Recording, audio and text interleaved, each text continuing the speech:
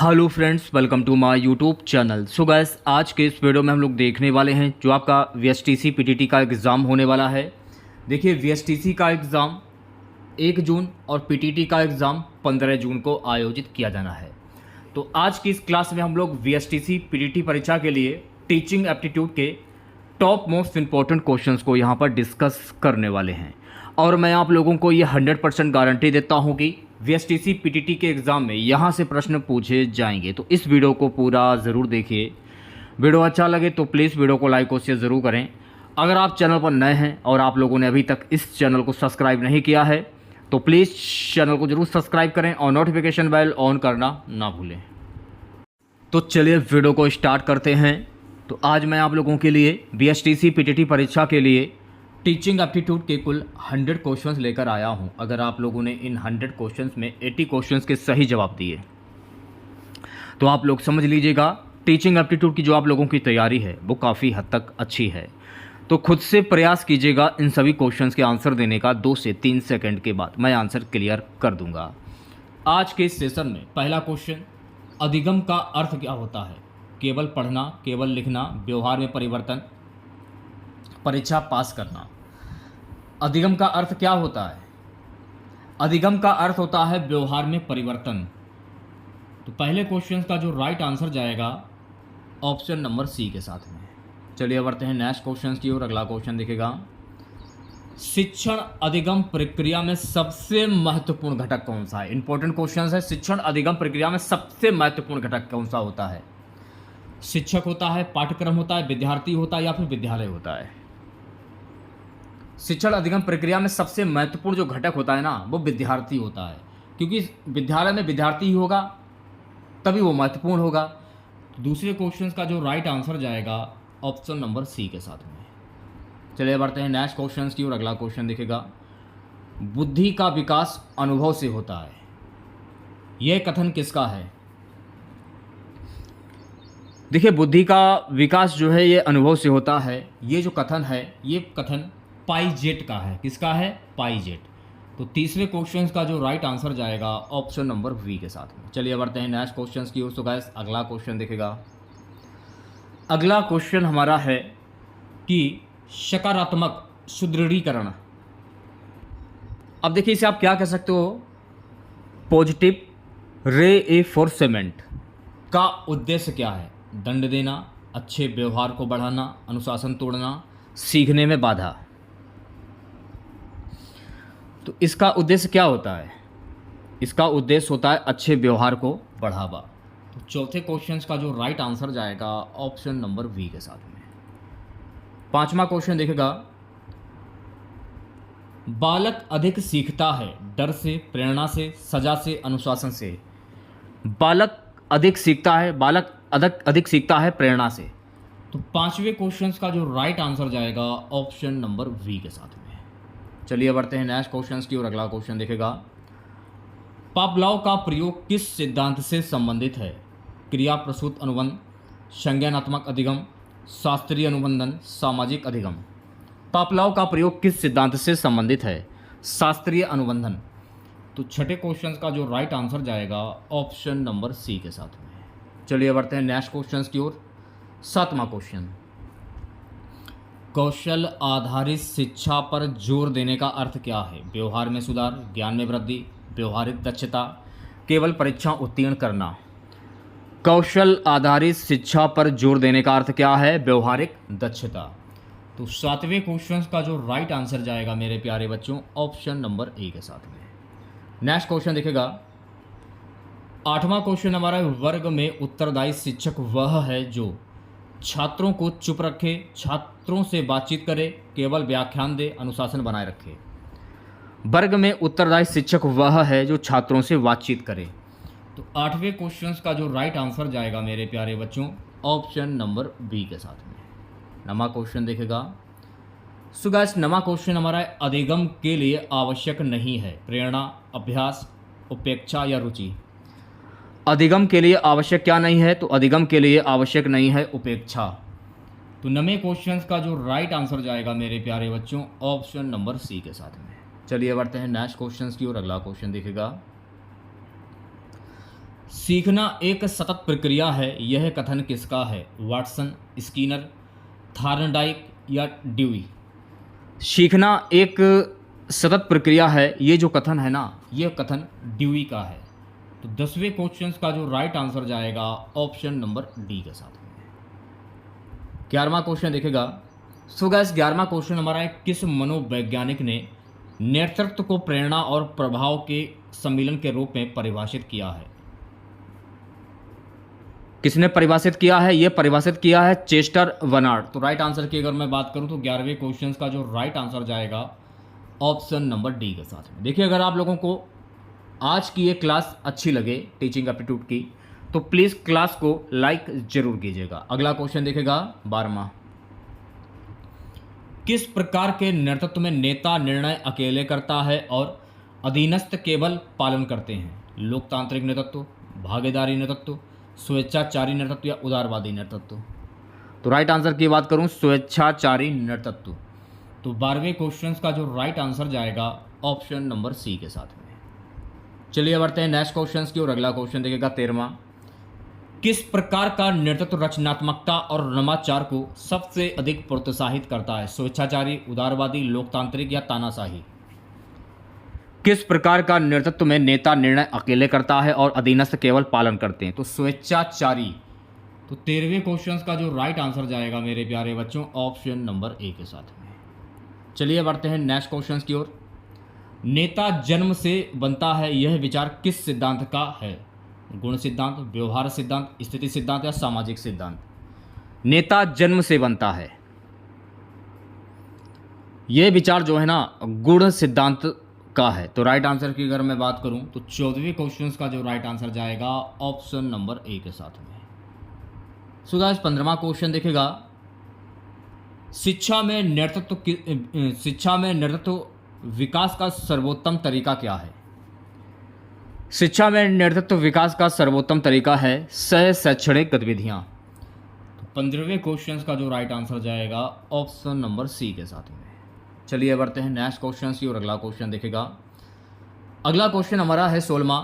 नेतृत्व का कौन सा सिद्धांत यह मानता है कि नेतृत्व व्यवहार परिस्थितियों के अनुसार बदलता है? गुण सिद्धांत, स्थिति सिद्धांत, मनोविश्लेषण सिद्धांत, व्यवहार सिद्धांत?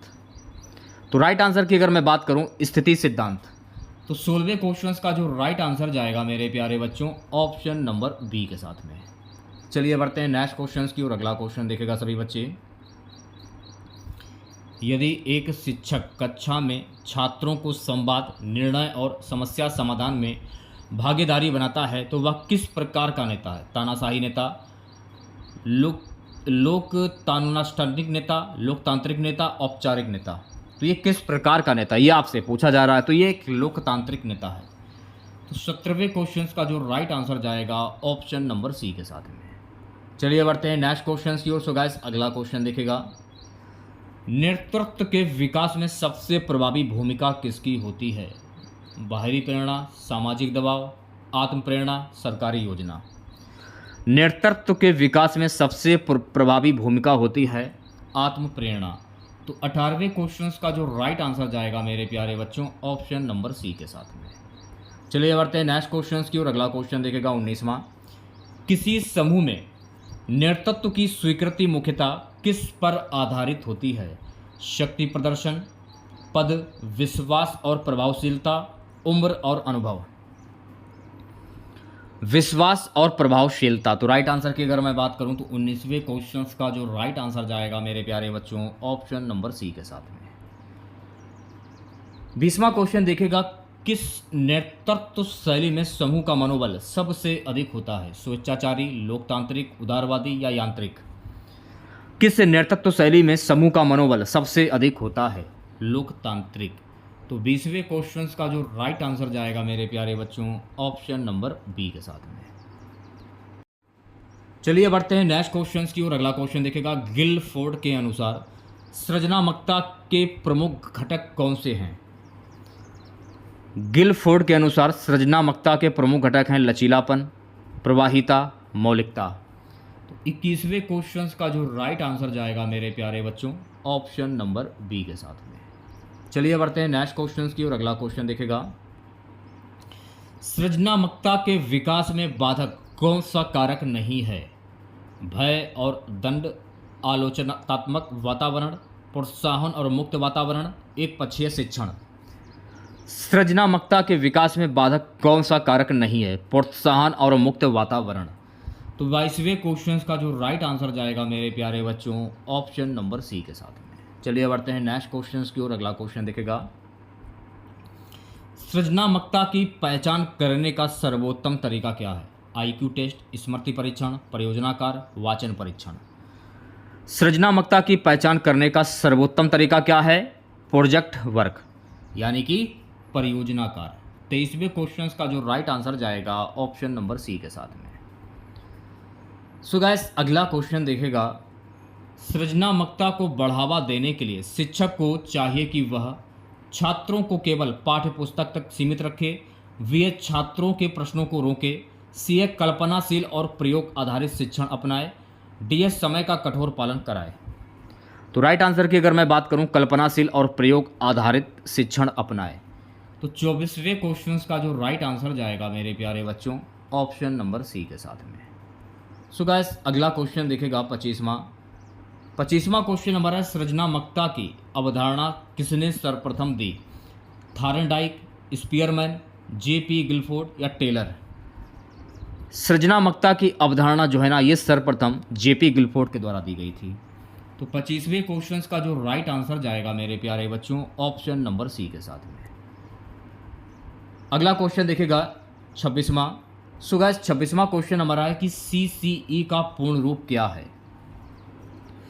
सीसीई का पूर्ण रूप क्या होता है, ये आपको बताना है। जल्दी से आंसर दीजिए सभी बच्चे। तो सीसीई का फुल फॉर्म क्या होता है? सीसीई का फुल फॉर्म होता है कंटिन्यूअस एंड कंप्रेहेंसिव इवैल्यूएशन। तो राइट आंसर की अगर मैं बात करूं, तो 26वें क्वेश्चन का जो राइट आंसर जाएगा मेरे प्यारे बच्चों, ऑप्शन नंबर वी के साथ में। नेक्स्ट क्वेश्चन देखिएगा, 27वां क्वेश्चन क्या है? 27वां क्वेश्चन हमारा है, सतत मूल्यांकन का मुख्य उद्देश्य क्या है? केवल परीक्षा लेना, छात्रों को दंडित करना, बच्चों के सतत विकास पर ध्यान देना, केवल गणना करना। तो सतत मूल्यांकन का मुख्य उद्देश्य क्या होता है? सतत मूल्यांकन का मुख्य उद्देश्य होता है बच्चों के सतत विकास पर ध्यान देना। तो 27वें क्वेश्चन का जो राइट आंसर जाएगा मेरे प्यारे बच्चों, ऑप्शन नंबर सी के साथ में। अगला क्वेश्चन देखेगा, 28वां क्वेश्चन है, व्यापक मूल्यांकन में मुख्य रूप से क्या शामिल होता है? केवल पाठ्य पुस्तक ज्ञान, केवल परीक्षा परिणाम, संज्ञानात्मक, भावात्मक एवं क्रियात्मक पक्ष, केवल मौखिक परीक्षा। व्यापक मूल्यांकन में मुख्य रूप से क्या शामिल होता है? संज्ञानात्मक, भावात्मक एवं क्रियात्मक पक्ष। तो 28वें क्वेश्चन का जो राइट आंसर जाएगा मेरे प्यारे बच्चों, ऑप्शन नंबर सी के साथ में। चलिए बढ़ते हैं नेक्स्ट क्वेश्चन की ओर। अगला क्वेश्चन देखेगा, सीसीई प्रणाली में मूल्यांकन की प्रकृति कैसी होती है? केवल वार्षिक, सतत और प्रक्रिया आधारित, केवल लिखित, केवल मौखिक। सीसीई प्रणाली में मूल्यांकन की प्रकृति सतत और प्रक्रिया आधारित होती है। तो 29वें क्वेश्चन का जो राइट आंसर जाएगा मेरे प्यारे बच्चों, ऑप्शन नंबर बी के साथ में। ठीक है, नेक्स्ट क्वेश्चन देखेगा, अगला क्वेश्चन है कि सीसीई का मुख्य लाभ क्या है? शिक्षक को आराम मिलता है, छात्रों में प्रतियोगिता बढ़ती है, छात्रों का समग्र विकास, समय की बचत। सीसीई का मुख्य लाभ होता है छात्रों का समग्र विकास। तो 30वें क्वेश्चन का जो राइट आंसर जाएगा मेरे प्यारे बच्चों, ऑप्शन नंबर सी के साथ में। चलिए बढ़ते हैं नेक्स्ट क्वेश्चन की और अगला क्वेश्चन दिखेगा। सो गाइस, अगला क्वेश्चन हमारा है, सीसीई के अंतर्गत कौन सा तरीका अपनाया जाता है? केवल अंक देना, ग्रेडिंग प्रणाली, दंड आधारित मूल्यांकन, केवल फाइनल एग्जाम। सीसीई के अंतर्गत कौन सा तरीका अपनाया जाता है? ग्रेडिंग प्रणाली। तो 31वें क्वेश्चन का जो राइट आंसर जाएगा मेरे प्यारे बच्चों, ऑप्शन नंबर वी के साथ में। नेक्स्ट क्वेश्चन देखेगा, नेक्स्ट क्वेश्चन हमारा है, सीसीई के अनुसार मूल्यांकन किस स्तर पर होता है? केवल कक्षा 10 के लिए, केवल कॉलेज के लिए, प्रारंभिक और माध्यमिक दोनों स्तरों पर, केवल स्नातक स्तर पर। तो सीसीई के अनुसार मूल्यांकन जो है ना, प्रारंभिक और माध्यमिक दोनों स्तरों पर होता है। तो 32वें क्वेश्चन का जो राइट आंसर जाएगा मेरे प्यारे बच्चों, ऑप्शन नंबर सी के साथ में। नेक्स्ट क्वेश्चन देखेगा, सीसीई के लिए उपयुक्त मूल्यांकन विधि कौन सी है? CCE के लिए उपयुक्त मूल्यांकन विधि है प्रोजेक्ट, मौखिक अवलोकन आदि। तो 33वें क्वेश्चन की अगर मैं बात करूं तो 33वें क्वेश्चन का जो राइट आंसर जाएगा ऑप्शन नंबर वी के साथ में। नेक्स्ट क्वेश्चन देखेगा। सो गाइस अगला क्वेश्चन हमारा है CCE में सतत शब्द का क्या तात्पर्य है? केवल एक बार मूल्यांकन, एक सीमित समय के लिए, नियमित रूप से मूल्यांकन, वार्षिक मूल्यांकन। CCE में सतत शब्द का क्या मूल्यांकन होता है? नियमित रूप से मूल्यांकन। तो 34वें क्वेश्चन का जो राइट आंसर जाएगा मेरे प्यारे बच्चों ऑप्शन नंबर सी के साथ में। नेक्स्ट क्वेश्चन देखेगा। CCE का उद्देश्य क्या है? बच्चों को अंक देना, बच्चों को डराना, बच्चों की संपूर्ण प्रतिभा का विकास, केवल गणना करना। CCE का उद्देश्य होता है बच्चों की संपूर्ण प्रतिभा का विकास। तो 35वें क्वेश्चन का जो राइट आंसर जाएगा ऑप्शन नंबर सी के साथ में। सो गाइस नेक्स्ट क्वेश्चन देखेगा 36वां। CCE प्रणाली में किस प्रकार के मूल्यांकन शामिल होते हैं? केवल प्रारंभिक मूल्यांकन, केवल योगात्मक मूल्यांकन, प्रारंभिक निर्माणात्मक और संकलनात्मक मूल्यांकन, केवल निष्कलनात्मक मूल्यांकन। किस प्रकार मूल्यांकन शामिल होते हैं ये आपसे पूछा जा रहा है। प्रारंभिक, निर्माणात्मक, संकलनात्मक मूल्यांकन। तो राइट आंसर की अगर मैं बात करूं तो 36वें क्वेश्चन का जो राइट आंसर जाएगा मेरे प्यारे बच्चों ऑप्शन नंबर सी के साथ में। चलिए बढ़ते हैं नेक्स्ट क्वेश्चन की और अगला क्वेश्चन देखेगा। अगला क्वेश्चन है गाइस कि CCE में व्यापक शब्द का तात्पर्य क्या है? केवल शैक्षणिक मूल्यांकन, केवल खेलों का मूल्यांकन, सर्वांगीण मूल्यांकन, ज्ञानात्मक, भावात्मक, क्रियात्मक, केवल व्यवहार मूल्यांकन। CCE में व्यापक शब्द का क्या तात्पर्य है? सर्वांगीण मूल्यांकन, ज्ञानात्मक, भावात्मक, क्रियात्मक। तो राइट आंसर की अगर मैं बात करूं तो 37वें क्वेश्चन का जो राइट आंसर जाएगा ऑप्शन नंबर सी के साथ में। सो गाइस 38वां क्वेश्चन देखेगा। CCE का उद्देश्य किसे बढ़ावा देना है? रटकर याद करना, परीक्षा में अधिक अंक लाना, सीखने की प्रक्रिया में रुचि व भागीदारी, के कठोर अनुशासन। CCE का उद्देश्य किसे बढ़ावा देता है? सीखने की प्रक्रिया में रुचि व भागीदारी। तो 38वें क्वेश्चन का जो राइट आंसर जाएगा मेरे प्यारे बच्चों ऑप्शन नंबर सी के साथ में। ठीक है, अगला क्वेश्चन देखेगा। बात करूंगा नेक्स्ट क्वेश्चन की। CCE में किस प्रकार की परीक्षा प्रणाली को प्राथमिकता दी जाती है? फाइनल परीक्षा, बोर्ड परीक्षा, सतत और ग्रेड आधारित परीक्षा, त्वरित मूल्यांकन। CCE में सतत और ग्रेड आधारित परीक्षा को प्राथमिकता दी जाती है।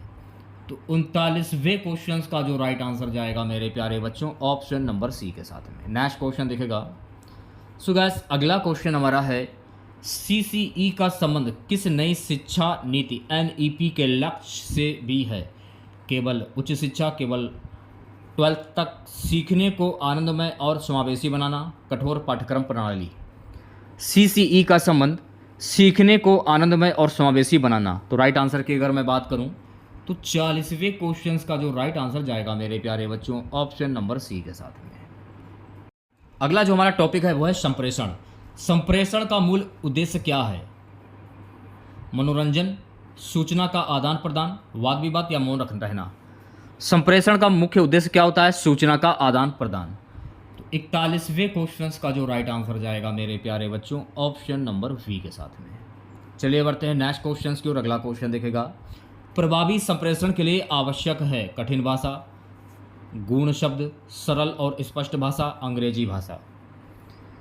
प्रभावी संप्रेषण के लिए क्या आवश्यक है? सरल और स्पष्ट भाषा। तो 42वें क्वेश्चन का जो राइट आंसर जाएगा मेरे प्यारे बच्चों ऑप्शन नंबर सी के साथ में। अगला क्वेश्चन देखेगा सभी बच्चे। 43वां क्वेश्चन क्या है कि संप्रेषण के प्रमुख घटक होते हैं बोलना और सोचना, केवल लिखना, बोलना, सुनना, पढ़ना, लिखना, केवल बोलना। संप्रेषण के मुख्य घटक कौन कौन से होते हैं? बोलना, सुनना, पढ़ना, लिखना। तो 43वें क्वेश्चन का आंसर क्या होगा? जल्दी से आंसर दीजिए ऑप्शन नंबर सी। देखिए लास्ट में ये जरूर बताएगा कि 100 में आप लोगों ने कितने क्वेश्चन के सही जवाब दिए हैं। गैर मौखिक संप्रेषण का, हाँ दूसरी बात, लाइक कर दीजिए आप लोग वीडियो को यार। भाषण, पत्र, मुस्कान या कहानी। गैर मौखिक संप्रेषण का उदाहरण क्या होता है? मुस्कान। तो 44वें क्वेश्चन का जो राइट आंसर जाएगा ऑप्शन नंबर सी के साथ में। चलिए बढ़ते हैं नेक्स्ट क्वेश्चन की और अगला क्वेश्चन देखेगा। शिक्षा में संप्रेषण कौशल का उद्देश्य है छात्रों को अनुशासित करना, अच्छे अंक लाना, शिक्षक छात्र के बीच प्रभावी संवाद रटवाना। शिक्षा में संप्रेषण का उदाहरण क्या है? शिक्षा में संप्रेषण कौशल का उद्देश्य क्या है? शिक्षक छात्र के बीच प्रभावी संवाद।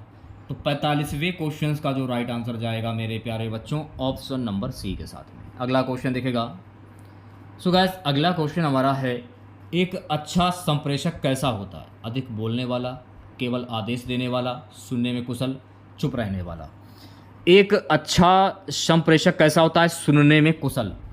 तो 46वें क्वेश्चन का जो राइट आंसर जाएगा मेरे प्यारे बच्चों, ऑप्शन नंबर सी के साथ में। नेक्स्ट क्वेश्चन देखेगा। अगला क्वेश्चन है कि फीडबैक किसका हिस्सा है? केवल प्रारंभ, संप्रेषण प्रक्रिया, अंत में केवल शिक्षक का कार्य। फीडबैक किसका हिस्सा है? तो फीडबैक जो है ना, संप्रेषण प्रक्रिया का हिस्सा है। तो 47वें क्वेश्चन का जो राइट आंसर जाएगा मेरे प्यारे बच्चों, ऑप्शन नंबर वी के साथ में। चलिए बढ़ते हैं नेक्स्ट क्वेश्चन की ओर। संप्रेषण में शोर का तात्पर्य है स्पष्टता, बाधा, संप्रेषण बढ़ाना या सफलता। संप्रेषण में शोर का तात्पर्य है बाधा। तो 48वें क्वेश्चन का जो राइट आंसर जाएगा मेरे प्यारे बच्चों, ऑप्शन नंबर बी के साथ में। चलिए बढ़ते हैं नेक्स्ट क्वेश्चन की ओर। अगला क्वेश्चन देखेगा। सो गाइस, अगला क्वेश्चन हमारा है, प्रभावी संप्रेषण में कौन सा पक्ष सक्रिय होना चाहिए? केवल शिक्षक, केवल विद्यार्थी, दोनों, शिक्षक व विद्यार्थी, कोई नहीं। प्रभावी संप्रेषण में कौन सा पक्ष सक्रिय होना चाहिए? दोनों, शिक्षक व विद्यार्थी। तो 49वें क्वेश्चन का जो राइट आंसर जाएगा मेरे प्यारे बच्चों, ऑप्शन नंबर सी के साथ में। नेक्स्ट क्वेश्चन देखेगा। अगला क्वेश्चन क्या है? संप्रेषण कौशल से किस प्रकार का विकास होता है? केवल बौद्धिक, केवल मानसिक, संपूर्ण व्यक्तित्व, केवल सामाजिक। संप्रेषण कौशल से किस प्रकार का विकास होता है? संपूर्ण व्यक्तित्व। तो 50 क्वेश्चन का जो राइट आंसर जाएगा मेरे प्यारे बच्चों, ऑप्शन नंबर सी के साथ में। चलिए बढ़ते हैं नेक्स्ट क्वेश्चन की ओर। व्यावसायिक अभिवृत्ति का प्रमुख घटक कौन सा है? धन कमाना, समाज सेवा, नैतिकता और समर्पण, प्रतियोगिता। व्यावसायिक अभिवृत्ति का प्रमुख घटक है नैतिकता और समर्पण। तो 51वें क्वेश्चन का जो राइट आंसर जाएगा, ऑप्शन नंबर सी के साथ में। चलिए बढ़ते हैं नेक्स्ट क्वेश्चन की ओर। अगला क्वेश्चन देखेगा सभी बच्चे। एक अच्छे शिक्षक में व्यावसायिक अभिवृत्ति का अर्थ होता है अपने विषय पर पारंगत होना, केवल समय पर विद्यालय आना, शिक्षण कार्य को ईमानदारी से निभाना, छात्रों पर अनुशासन थोपना। एक अच्छे शिक्षक में व्यावसायिक अभिवृत्ति का अर्थ होता है शिक्षक कार्य को ईमानदारी से निभाना। तो 52वें क्वेश्चन का जो राइट आंसर जाएगा मेरे प्यारे बच्चों, ऑप्शन नंबर सी के साथ में। नेक्स्ट क्वेश्चन देखेगा। सो गाइस, अगला क्वेश्चन है, व्यावसायिक अभिवृत्ति किससे संबंधित होती है? आर्थिक दृष्टिकोण, धार्मिक दृष्टिकोण, कार्य के प्रति दृष्टिकोण और आचरण, राजनैतिक दृष्टिकोण। व्यावसायिक अभिवृत्ति किससे संबंधित होती है? कार्य के प्रति दृष्टिकोण और आचरण। तो 53वें क्वेश्चन का जो राइट आंसर जाएगा मेरे प्यारे बच्चों, ऑप्शन नंबर सी के साथ में। नेक्स्ट क्वेश्चन देखेगा। सो गाइस, अगला क्वेश्चन है, एक शिक्षक के लिए व्यावसायिक अभिवृत्ति क्यों आवश्यक है? पदोन्नति के लिए, विद्यार्थियों को प्रेरित करने के लिए, वेतन वृद्धि के लिए, उपस्थिति के लिए। एक शिक्षक के लिए व्यावसायिक अभिवृत्ति क्यों आवश्यक है? विद्यार्थियों को प्रेरित करने के लिए। तो 54वें क्वेश्चन का जो राइट आंसर जाएगा मेरे प्यारे बच्चों, ऑप्शन नंबर वी के साथ में। चलिए बढ़ते हैं नेक्स्ट क्वेश्चन की और अगला क्वेश्चन देखेगा। सो गाइस, अगला क्वेश्चन हमारा है, निम्न में से कौन सा व्यावसायिक अभिवृत्ति का उदाहरण है? समय की पाबंदी, छात्रों को दंड देना, अवकाश लेना, विषय से हटकर चर्चा करना। निम्न में से व्यावसायिक अभिवृत्ति का उदाहरण है समय की पाबंदी। तो 55वें क्वेश्चन का जो राइट आंसर जाएगा, ऑप्शन नंबर ए के साथ में। सो गाइस, अगला क्वेश्चन देखेगा, शिक्षण कार्य को एक पेशा मानने का क्या लाभ है? छुट्टियां अधिक मिलती हैं, सामाजिक सम्मान प्राप्त होता है, कार्य आसान होता है, केवल वेतन मिलता है। तो राइट आंसर की अगर मैं बात करूं, सामाजिक सम्मान प्राप्त होता है। तो 56वें क्वेश्चन का जो राइट आंसर जाएगा मेरे प्यारे बच्चों, ऑप्शन नंबर वी के साथ में। चलिए बढ़ते हैं नेक्स्ट क्वेश्चन की और अगला क्वेश्चन देखेगा। व्यावसायिक अभिवृत्ति किस प्रकार से विकसित की जा सकती है? प्रतिक्षण और अनुभव से, उपदेश से, डांट फटकार से या डर से। व्यावसायिक अभिवृत्ति का विकास मुख्यतः किस उद्देश्य व्यावसायिक अभिवृत्ति किस प्रकार से विकसित की जा सकती है? प्रतिक्षण और अनुभव से। तो 57वें क्वेश्चन का जो राइट आंसर जाएगा मेरे प्यारे बच्चों ऑप्शन नंबर ए के साथ में। चलिए बढ़ते हैं नेक्स्ट क्वेश्चन की और अगला क्वेश्चन देखेगा। अगला क्वेश्चन क्या है कि एक शिक्षक में व्यावसायिक अभिवृद्धि का लक्षण नहीं है। सहयोग की भावना, निष्पक्षता, पक्षपात करना या समर्पण। एक शिक्षक में व्यावसायिक अभिवृद्धि का लक्षण क्या नहीं है? पक्षपात करना। 58वें क्वेश्चन का जो राइट आंसर जाएगा ऑप्शन नंबर सी के साथ में। चलिए बढ़ते हैं नेक्स्ट क्वेश्चन की और अगला क्वेश्चन देखेगा सभी बच्चे। व्यवसायिक आचरण में क्या शामिल होता है? व्यक्तिगत हित, व्यक्तिगत भावना, नैतिक आचरण, पारिवारिक परंपरा। तो व्यावसायिक आचरण में क्या शामिल होता है? नैतिक आचरण। तो 59वें क्वेश्चन का जो राइट आंसर जाएगा मेरे प्यारे बच्चों ऑप्शन नंबर सी के साथ में। नेक्स्ट क्वेश्चन देखेगा। अगला क्वेश्चन हमारा है व्यावसायिक अभिवृत्ति का विकास मुख्यतः किस उद्देश्य से किया जाता है? व्यक्तित्व निर्माण, परीक्षा पास करने, अवकाश प्राप्त करने, पदोन्नति के लिए। व्यावसायिक अभिवृत्ति का विकास मुख्यतः व्यक्तित्व निर्माण के उद्देश्य से किया जाता है। तो 60 क्वेश्चंस का जो राइट आंसर जाएगा मेरे प्यारे बच्चों ऑप्शन नंबर ए के साथ में। नेक्स्ट क्वेश्चन देखेगा। सो गाइस अगला क्वेश्चन हमारा है कि सामाजिक संवेदनशीलता का क्या अर्थ है? समाज की आलोचना करना, समाज की परंपराओं का अनुसरण करना, समाज की समस्याओं को समझना और सहानुभूति रखना, समाज से दूर रहना। सामाजिक संवेदनशीलता का क्या अर्थ होता है? समाज की समस्याओं को समझना और सहानुभूति रखना।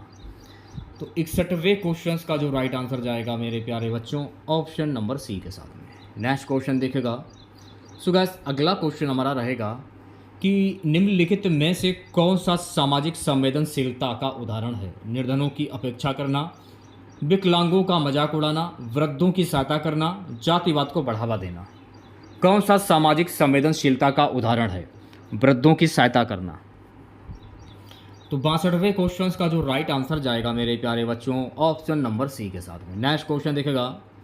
सो गाइस अगला क्वेश्चन हमारा है सामाजिक संवेदनशीलता विकसित होती है शिक्षा और अनुभव से, डर से, दंड से या खेल से? सामाजिक संवेदनशीलता जो विकसित होती है शिक्षा और अनुभव से। तो 63वें क्वेश्चन का जो राइट आंसर जाएगा मेरे प्यारे बच्चों ऑप्शन नंबर ए के साथ में। नेक्स्ट क्वेश्चन देखेगा। सो गाइस अगला क्वेश्चन हमारा है एक शिक्षक में सामाजिक संवेदनशीलता का अभाव होने पर क्या प्रभाव पड़ेगा? कक्षा में अनुशासन बढ़ेगा, छात्रों में असंतोष और भेदभाव बढ़ेगा, परिणाम बेहतर होंगे, समाज में आदर्श बनेगा। तो राइट आंसर की अगर मैं बात करूं तो छात्रों में असंतोष और भेदभाव बढ़ेगा। तो राइट आंसर की अगर मैं बात करूं तो 64वें क्वेश्चन का जो राइट आंसर जाएगा ऑप्शन नंबर बी के साथ में। नेक्स्ट क्वेश्चन देखेगा सभी बच्चे। सामाजिक संवेदनशीलता को किस गुण से जोड़ा जा सकता है? कठोरता, सहानुभूति, प्रतियोगिता या गुप्तता? सामाजिक संवेदनशीलता को सहानुभूति से जोड़ा जा सकता है। तो राइट आंसर की अगर मैं बात करूं तो 65वें क्वेश्चन का जो राइट आंसर जाएगा मेरे प्यारे बच्चों ऑप्शन नंबर वी के साथ में। नेक्स्ट क्वेश्चन देखेगा। अगला क्वेश्चन हमारा है सामाजिक संवेदनशीलता का सीधा संबंध किससे है? आर्थिक विकास से, मानवीय मूल्यों से, तकनीकी ज्ञान से, परीक्षा परिणाम से? सामाजिक संवेदनशीलता का सीधा संबंध है मानवीय मूल्यों से। तो 66वें क्वेश्चन का जो राइट आंसर जाएगा मेरे प्यारे बच्चों ऑप्शन नंबर वी के साथ में। नेक्स्ट क्वेश्चन देखिएगा। शिक्षक में सामाजिक संवेदनशीलता होने से वह छात्रों में भेदभाव करता है। वी सभी छात्रों को समान दृष्टि से देखता है। सी केवल मेधावी छात्रों को महत्व देता है। डी अनुशासनहीन बढ़ाता है। शिक्षक में सामाजिक संवेदनशीलता होने से वह सभी छात्रों को समान दृष्टि से देखता है। तो 67वें क्वेश्चन का जो राइट आंसर जाएगा मेरे प्यारे बच्चों ऑप्शन नंबर वी के साथ में। चलिए बढ़ते हैं नेक्स्ट क्वेश्चन की और अगला क्वेश्चन देखेगा। 68वां क्वेश्चन हमारा निम्न में से कौन सा सामाजिक असंवेदनशीलता का उदाहरण है? दलित छात्र को पीछे बैठाना, कमजोर छात्र की सहायता करना, सामूहिक गतिविधि कराना, समूह चर्चा करवाना। सामाजिक असंवेदनशीलता का उदाहरण है दलित छात्र को पीछे बैठाना। तो 68वें क्वेश्चन का जो राइट आंसर जाएगा मेरे प्यारे बच्चों ऑप्शन नंबर ए के साथ में। सो गाइस अगला क्वेश्चन देखिएगा। सामाजिक संवेदनशीलता में शिक्षक की भूमिका क्या होनी चाहिए? छात्रों को जाति के आधार पर बांटना, समान अवसर प्रदान करना, पढ़ाई में भेदभाव करना, केवल अमीर छात्रों पर ध्यान देना। सामाजिक संवेदनशीलता में शिक्षक की भूमिका क्या होनी चाहिए? समान अवसर प्रदान करना। तो 69वें क्वेश्चन का जो राइट आंसर जाएगा मेरे प्यारे बच्चों ऑप्शन नंबर वी के साथ में। नेक्स्ट क्वेश्चन देखेगा। सो गाइस अगला क्वेश्चन हमारा है सामाजिक रूप से संवेदनशील शिक्षक। सामाजिक रूप से संवेदनशील शिक्षक सभी छात्रों की सामाजिक स्थिति को समझता है और उन्हें बराबरी का अवसर देता है। तो राइट आंसर की अगर मैं बात करूं 70वें क्वेश्चन का जो राइट आंसर जाएगा मेरे प्यारे बच्चों ऑप्शन नंबर सी के साथ में। 71वां क्वेश्चन हमारा है कौशल आधारित अधिगम में सर्वाधिक बल किस पर दिया जाता है? सैद्धांतिक ज्ञान, व्याख्यान शैली, प्रयोगात्मक क्रियाकलाप, गृह कार्य। कौशल आधारित अधिगम में सर्वाधिक बल प्रयोगात्मक क्रियाकलाप को दिया जाता है। तो 71वें क्वेश्चन का जो राइट आंसर जाएगा मेरे प्यारे बच्चों ऑप्शन नंबर सी के साथ में। नेक्स्ट क्वेश्चन देखेगा। सो गाइस अगला क्वेश्चन हमारा है कि संज्ञानात्मक अधिगम से तात्पर्य है भावनात्मक विकास, शारीरिक गतिविधियाँ, ज्ञान समझ एवं चिंतन से संबंधित अधिगम, सामाजिक कौशल। संज्ञानात्मक अधिगम से तात्पर्य क्या है? ज्ञान समझ एवं चिंतन से संबंधित अधिगम। तो 72वें क्वेश्चन का जो राइट आंसर जाएगा मेरे प्यारे बच्चों ऑप्शन नंबर सी के साथ में। चलिए बढ़ते हैं नेक्स्ट क्वेश्चन की और अगला क्वेश्चन दिखेगा। सो गाइस अगला क्वेश्चन है हमारा यदि किसी छात्र में शिक्षण के प्रति अरुचि है तो शिक्षक का प्रथम कर्तव्य क्या होना चाहिए? माता पिता से शिकायत करना, छात्र को दंड देना, छात्र की रुचियों को जानना और अधिगम शैली में परिवर्तन करना, छात्र को नज़रअंदाज करना।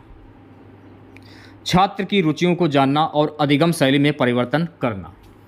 तो 73वें क्वेश्चन का जो राइट आंसर जाएगा मेरे प्यारे बच्चों ऑप्शन नंबर सी के साथ में। चलिए बढ़ते हैं नेक्स्ट क्वेश्चन की और अगला क्वेश्चन दिखेगा सभी बच्चे। शिक्षण प्रक्रिया में अनुक्रिया किसका सूचक है?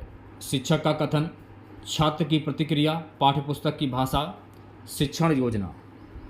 शिक्षण प्रक्रिया में अनुक्रिया किसका सूचक है? छात्र की प्रतिक्रिया। तो 74वें क्वेश्चन का जो राइट आंसर जाएगा मेरे प्यारे बच्चों ऑप्शन नंबर वी के साथ में। चलिए बढ़ते हैं नेक्स्ट क्वेश्चन की और अगला क्वेश्चन दिखेगा। शिक्षक अधिगम प्रक्रिया का मूल्यांकन किस स्तर पर किया जाना चाहिए? सतत परीक्षा में, शिक्षण के आरंभ में, सतत एवं व्यापक रूप में, केवल अभ्यास कार्य में। शिक्षण अधिगम प्रक्रिया का मूल्यांकन सतत एवं व्यापक रूप में किया जाना चाहिए। तो 75वें क्वेश्चन का जो राइट आंसर जाएगा मेरे प्यारे बच्चों ऑप्शन नंबर सी के साथ में। नेक्स्ट क्वेश्चन देखेगा। सो गाइस अगला क्वेश्चन हमारा है प्रभावी शिक्षण की एक अनिवार्य शर्त क्या है? छात्रों की मौन उपस्थिति, पाठ्य पुस्तक से पाठ कराना, दो तरफा संवाद, सक्रिय सहभागिता, गृह कार्य का मूल्यांकन। प्रभावी शिक्षण की एक अनिवार्य शर्त क्या है? दो तरफा संवाद और सक्रिय सहभागिता। तो 76वें क्वेश्चन का जो राइट आंसर जाएगा मेरे प्यारे बच्चों ऑप्शन नंबर सी के साथ में। नेक्स्ट क्वेश्चन देखेगा। सो गाइस अगला क्वेश्चन हमारा है यदि किसी विषय की अमूर्त अवधारणा को समझना हो तो शिक्षक को किस विधि का प्रयोग करना चाहिए? व्याख्यान विधि, उदाहरण और प्रत्यक्ष अनुभव आधारित विधि, मौन अध्ययन, समूह चर्चा। उदाहरण और प्रत्यक्ष अनुभव आधारित विधि। तो राइट आंसर की अगर मैं बात करूं तो 77वें क्वेश्चन का जो राइट आंसर जाएगा मेरे प्यारे बच्चों ऑप्शन नंबर वी के साथ में। चलिए बढ़ते हैं नेक्स्ट क्वेश्चन की और अगला क्वेश्चन दिखेगा।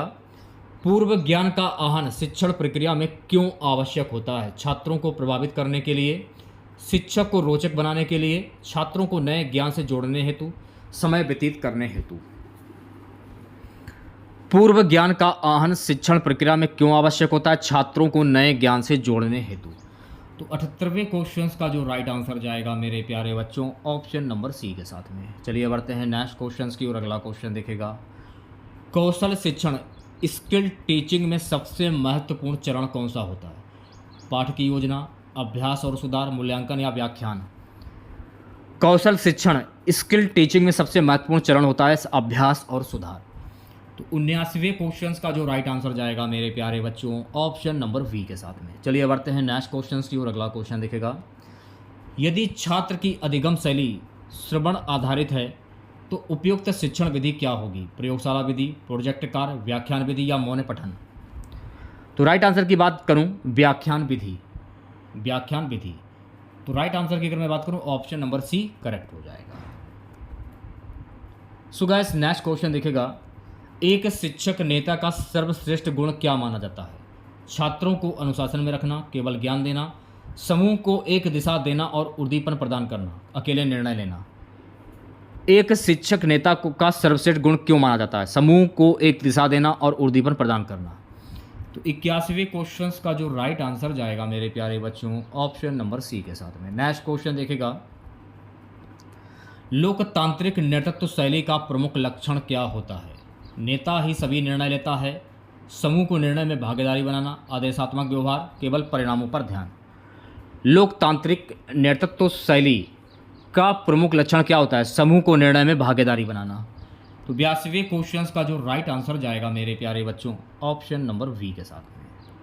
चलिए बढ़ते हैं नेक्स्ट क्वेश्चन की ओर। सो गाइस, अगला क्वेश्चन दिखेगा, किस स्थिति में परिवर्तनकारी नेतृत्व आवश्यक हो जाता है? जब संगठन में स्थिरता हो, जब शिक्षक केवल पाठ्यक्रम पूरा कर रहा हो, सी है जब परिवर्तन और नवाचार की आवश्यकता हो, डी है जब परीक्षा नज़दीक हो। तो राइट आंसर की अगर मैं बात करूं, जब परिवर्तन और नवाचार की आवश्यकता हो। तो 83वें क्वेश्चन का जो राइट आंसर जाएगा मेरे प्यारे बच्चों, ऑप्शन नंबर सी के साथ में। नेक्स्ट क्वेश्चन देखेगा, सो गाइस अगला क्वेश्चन हमारा है कि नेतृत्व में विजन का क्या महत्व है? यह संगठन का आंतरिक नियम है, यह केवल दस्तावेजी चीज़ है, यह संगठन की दीर्घकालिक दिशा को तय करता है, यह नेतृत्व को सीमित करता है। नेतृत्व में विजन का क्या महत्व है? यह संगठन की दीर्घकालिक दिशा को तय करता है। तो 84वें क्वेश्चन का जो राइट आंसर जाएगा मेरे प्यारे बच्चों, ऑप्शन नंबर सी के साथ में। नेक्स्ट क्वेश्चन देखेगा, अगला क्वेश्चन है कि एक कुशल शिक्षक नेता के लिए सबसे आवश्यक गुण कौन सा है? प्रबंधन कौशल, सख्त स्वभाव, डांटने की कला, विद्यार्थियों की उपस्थिति पर ध्यान। एक कुशल शिक्षक नेता के लिए सबसे आवश्यक गुण कौन सा है? प्रबंधन कौशल। तो राइट आंसर की अगर मैं बात करूं तो 50वें क्वेश्चन का राइट आंसर जाएगा ऑप्शन नंबर ए के साथ। नेक्स्ट क्वेश्चन देखेगा, यदि शिक्षक में करिश्माई नेतृत्व हो तो वह किस प्रकार का प्रभाव डालता है? डर उत्पन्न करता है, केवल आज्ञा देता है, प्रेरित करता है और अनुकरणीय बनता है, निष्क्रिय बना देता है। तो राइट आंसर की अगर मैं बात करूं, प्रेरित करता है और अनुकरणीय बनता है। तो 86वें क्वेश्चन का जो राइट आंसर जाएगा मेरे प्यारे बच्चों, ऑप्शन नंबर सी के साथ। नेक्स्ट क्वेश्चन देखेगा सभी बच्चे, भावनात्मक बुद्धिमत्ता का नेतृत्व गुणों से क्या संबंध है? कोई संबंध नहीं, केवल निर्णय क्षमता बढ़ाता है, समूह के साथ भावनात्मक सामंजस्य बनाता है, अनुशासन में बाधा बनाता है। समूह के साथ भावनात्मक सामंजस्य बनाता है। तो राइट आंसर की अगर मैं बात करूं तो 87वें क्वेश्चन का जो राइट आंसर जाएगा ऑप्शन नंबर सी के साथ में। नेक्स्ट क्वेश्चन देखेगा, नेतृत्व की कौन सी शैली नवाचार को सबसे अधिक प्रोत्साहित करती है? तानाशाही शैली, नौकरशाही शैली, लोकतांत्रिक शैली, परंपरागत शैली। नेतृत्व की लोकतांत्रिक शैली नवाचार को सबसे अधिक प्रोत्साहित करती है। तो 88वें क्वेश्चन का जो राइट आंसर जाएगा ऑप्शन नंबर सी के साथ में। चलिए बढ़ते हैं नेक्स्ट क्वेश्चन की और अगला क्वेश्चन देखेगा, यदि किसी समूह में मतभेद है तो एक कुशल नेता को क्या करना चाहिए? किसी एक पक्ष का समर्थन करना, समस्या को नज़रअंदाज करना, संवाद के माध्यम से समाधान निकालना, सबको दंड देना। तो राइट आंसर की बात करूं, संवाद के माध्यम से समाधान निकालना। तो 89वें क्वेश्चन का जो राइट आंसर जाएगा मेरे प्यारे बच्चों, ऑप्शन नंबर सी के साथ में। नेक्स्ट क्वेश्चन देखेगा, अगला क्वेश्चन है कि नेतृत्व का कौन सा प्रकार विद्यार्थियों की रचनात्मकता को सर्वाधिक बढ़ावा देता है? आज्ञात्मक नेतृत्व, सहयोगात्मक नेतृत्व, निष्क्रिय नेतृत्व, निर्णयात्मक नेतृत्व। तो राइट आंसर की अगर मैं बात करूं, सहयोगात्मक नेतृत्व। तो 90 क्वेश्चंस का जो राइट आंसर जाएगा मेरे प्यारे बच्चों, ऑप्शन नंबर बी के साथ में। नेक्स्ट क्वेश्चन क्या है, सृजनात्मकता में द्रव्य विचार से तात्पर्य क्या है? कम समय में निर्णय लेना, एक समस्या के अनेक उत्तर देना, दूसरों के विचारों को अपनाना, कल्पना का भाव। सृजनात्मकता में द्रव्य विचार से तात्पर्य क्या है? एक समस्या के अनेक उत्तर देना। तो 91 क्वेश्चंस का जो राइट आंसर जाएगा मेरे प्यारे बच्चों, ऑप्शन नंबर बी के साथ में। नेक्स्ट क्वेश्चन देखेगा सभी बच्चे, अगला क्वेश्चन है कि सृजनात्मकता की जांच करने वाली प्रमुख परीक्षण तकनीक क्या है? बुद्धिलब्धि परीक्षण, व्यक्तित्व परीक्षण, Torrance test of creative thinking, TTCT, उपलब्धि परीक्षण। सृजनात्मकता की जांच करने वाली प्रमुख परीक्षण तकनीक क्या? Torrance test of creative thinking. तो राइट आंसर की अगर मैं बात करूं तो 92 क्वेश्चन का जो राइट आंसर जाएगा ऑप्शन नंबर सी के साथ में। नेक्स्ट क्वेश्चन देखेगा, सृजनात्मकता को बढ़ावा देने के लिए शिक्षक को क्या करना चाहिए?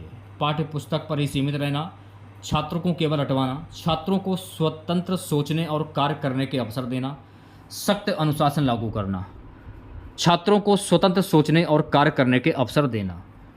तो 93 क्वेश्चंस का जो राइट आंसर जाएगा मेरे प्यारे बच्चों ऑप्शन नंबर सी के साथ में। चलिए बढ़ते हैं नेक्स्ट क्वेश्चंस की ओर। अगला क्वेश्चन दिखेगा, निम्न में से कौन सा सृजनात्मकता का अवरोधक नहीं है? भय और संकोच, कठोर मूल्यांकन प्रणाली, नवीन प्रयोगों का प्रोत्साहन, पूर्वग्रहपूर्ण सोच। नवीन प्रयोगों को प्रोत्साहन। तो 94 क्वेश्चंस का जो राइट आंसर जाएगा मेरे प्यारे बच्चों ऑप्शन नंबर सी के साथ में। नेक्स्ट क्वेश्चन देखेगा।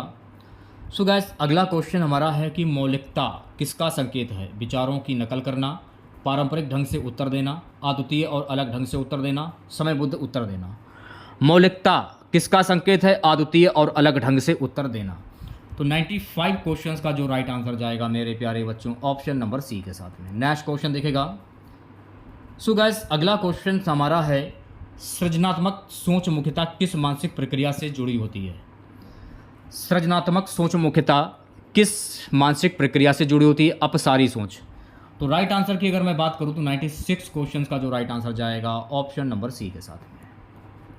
सो गाइस नेक्स्ट क्वेश्चन देखेगा, सृजनात्मक बच्चों के लिए उपयुक्त कक्षा वातावरण कैसा होना चाहिए? पूर्ण अनुशासनात्मक, रचनात्मक अभिव्यक्ति के अवसर वाला, केवल निर्देशात्मक, चुपचाप अध्ययन करने वाला। सृजनात्मक बच्चों के लिए उपयुक्त कक्षा वातावरण कैसा होना चाहिए? रचनात्मक अभिव्यक्ति के अवसर वाला। तो 97 क्वेश्चंस का जो राइट आंसर जाएगा ऑप्शन नंबर वी के साथ में। सो गाइस अगला क्वेश्चन देखेगा, गिलफोर्ड के अनुसार सृजनात्मकता किन मानसिक योग्यताओं का परिणाम है? मौखिक योग्यता और सामान्य ज्ञान, बुद्धि, मौलिकता और लचीलापन, विश्लेषण और निष्कर्ष, भाषाई व गणनात्मक योग्यता। तो राइट आंसर की बात करूं, बुद्धि, मौलिकता और लचीलापन। तो 98 क्वेश्चंस का जो राइट आंसर जाएगा मेरे प्यारे बच्चों ऑप्शन नंबर वी के साथ में। नेक्स्ट क्वेश्चन देखेगा, शिक्षक द्वारा बच्चों को खुला मंच देना किसका उदाहरण है? आत्मप्रशंसा, सृजनात्मकता के विकास का, अनुशासन का उल्लंघन, निरर्थक गतिविधि। तो राइट आंसर की बात करूं, सृजनात्मकता के विकास का। तो 99 क्वेश्चंस का जो राइट आंसर जाएगा मेरे प्यारे बच्चों ऑप्शन नंबर वी के साथ। लास्ट क्वेश्चन रहेगा आज के इस क्लास का, सृजनात्मक व्यक्तित्व का लक्षण नहीं है? नवीनता की खोज, रूढ़वादी दृष्टिकोण, जोखिम लेने की प्रवृत्ति, आत्म प्रेरणा। तो राइट आंसर की बात करो, रूढ़वादी दृष्टिकोण। रूढ़वादी दृष्टिकोण। तो 100 क्वेश्चंस का जो राइट आंसर जाएगा ऑप्शन नंबर वी के साथ में।